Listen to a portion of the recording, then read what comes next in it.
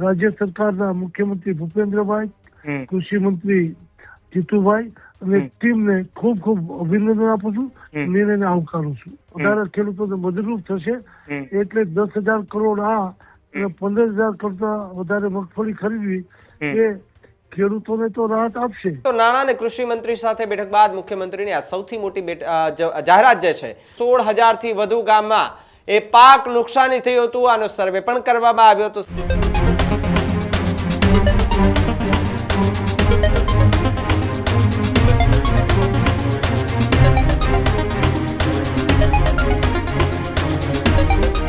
સમાચારોમાં આગળ વાત રાહત પેકેજને લઈને કરીએ તો ભારતીય જનતા પાર્ટીના નેતાઓ આ રાહત પેકેજને આવકારી રહ્યા છે, તો બીજી તરફ વિપક્ષ આ જે સહાય પેકેજ છે એને નકારી રહ્યા છે.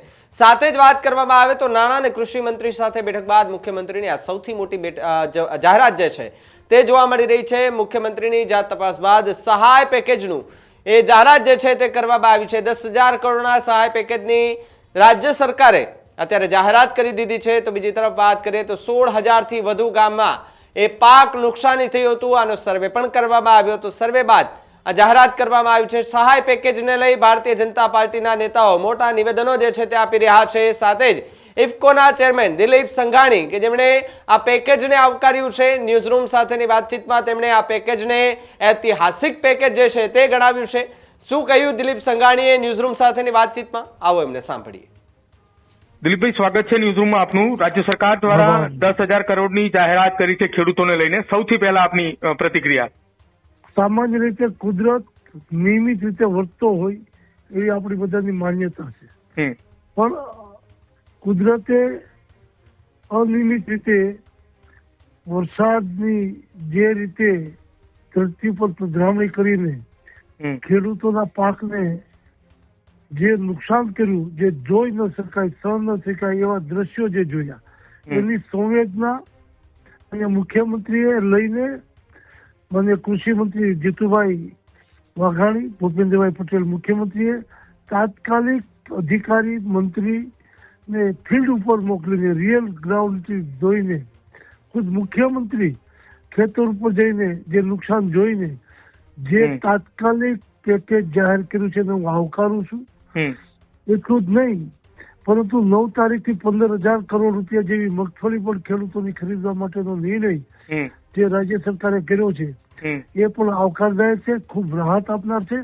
આવા સારા નિર્ણય કરવા બદલ હું રાજ્ય સરકારના મુખ્યમંત્રી ભૂપેન્દ્રભાઈ, કૃષિ મંત્રી જીતુભાઈ અને ટીમને ખૂબ ખૂબ અભિનંદન આપું છું, નિર્ણયને આવકારું છું. દિલીપભાઈ, આ 10,000 કરોડની જાહેરાતની સાથે સાથે રાજ્યના મુખ્યમંત્રી એવું પણ કહ્યું કે લગભગ એ આશરે 15,000 કરોડ કરતા પણ વધારેની રકમની મગફળીઓ પણ ખરીદવામાં આવશે ટેકાના ભાવે, કે જેને લઈને ખેડૂતોને એ પણ એક રાહત મળવાની છે. એ બરાબર વાત છે.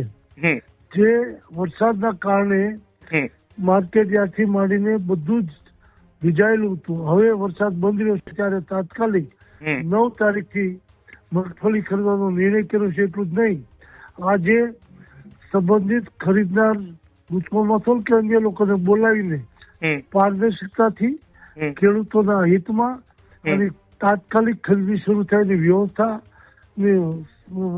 વિગતો લીધી છે અને વિગતોના આધારે કોઈ લેશ માત્ર મોડું ન થાય એની ચિંતા સરકારે કરી છે, એની સૂચનાઓ આપી છે. ગુજકોમાસોલે આજે અમારા અધિકારીઓ હાજર રહીને એની વ્યવસ્થા કેવી રીતે છે એનું પણ બતાવ્યું છે. 9 તારીખથી આ ખરીદી શરૂ કરવામાં આવશે. એના બારદાનો પણ જે તે સેન્ટરમાં પહોંચાડી દેવામાં આવ્યા છે.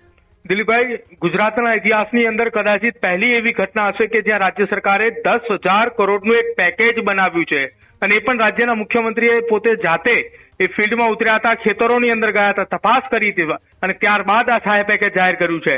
ખેડૂતોને કેટલો લાભ મળશે? શું આ આશા હતી ખેડૂતોને અથવા તો ગુજરાતના એ ખેડૂતોને કે રાજ્ય સરકાર આ આંકડાઓ સુધી પહોંચશે કે 10,000 કરોડની માતબર રકમનું પેકેજ જાહેર કરી આપશે? એક શબ્દ આપણે સમજવો જોઈએ, ખેડૂતોને રાહત આપી છે.